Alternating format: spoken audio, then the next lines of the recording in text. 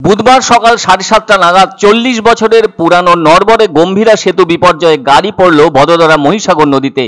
অকাল প্রয়াণ বিয়োগের ঘটনা বেশ কয়েকজনের, কিছুজন আহতও হয়েছেন। এই গম্ভীরা সেতুটির বয়স প্রায় 40 বছর, কিন্তু এটি নরবরে অবস্থায় থাকার জন্য প্রশাসনের বিরুদ্ধে নজরের অভাব ওঠার অভিযোগ ওঠে। স্বাভাবিকভাবে এ নিয়ে হইচই শুরু হয়েছে।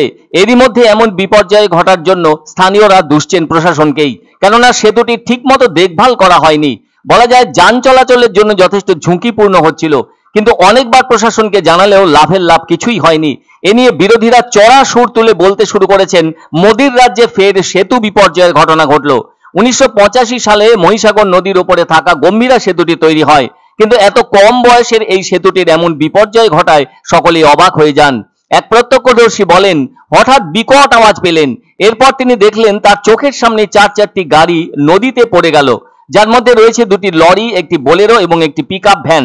দুর্ঘটনার সময় সেতুটির একটি গোটা অংশ আচমকাই নিমেষে নদীতে ভেঙে পড়ে যায়।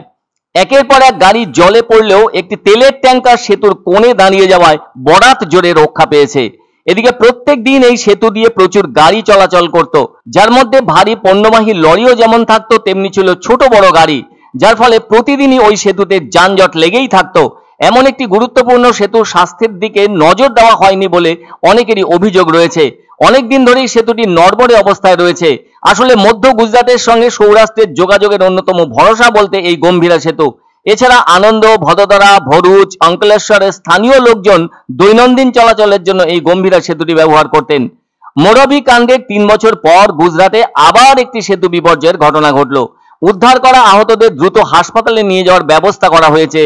উদ্ধার কাজে যাতে কোনো ধরনের খামতি না থাকে সেজন্য তৎপর ভদোদরা পৌরসভার দমকল বাহিনীও। ডুবুরি নামিয়ে আহতদের খোঁজ চলছে। এছাড়াও কাজে নেমেছে বিপর্যয় মোকাবিলা বাহিনী।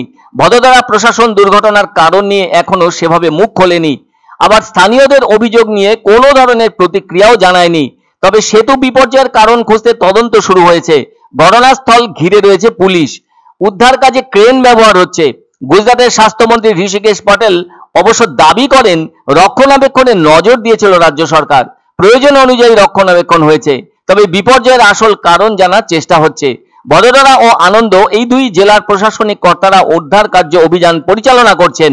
প্রসঙ্গত উল্লেখ্য, 2022 সালে এই রাজ্যেই মরবিতে সেতু ভেঙে পড়েছিল। তাতে অকাল প্রয়াণ ঘটেছিল 135 জনের।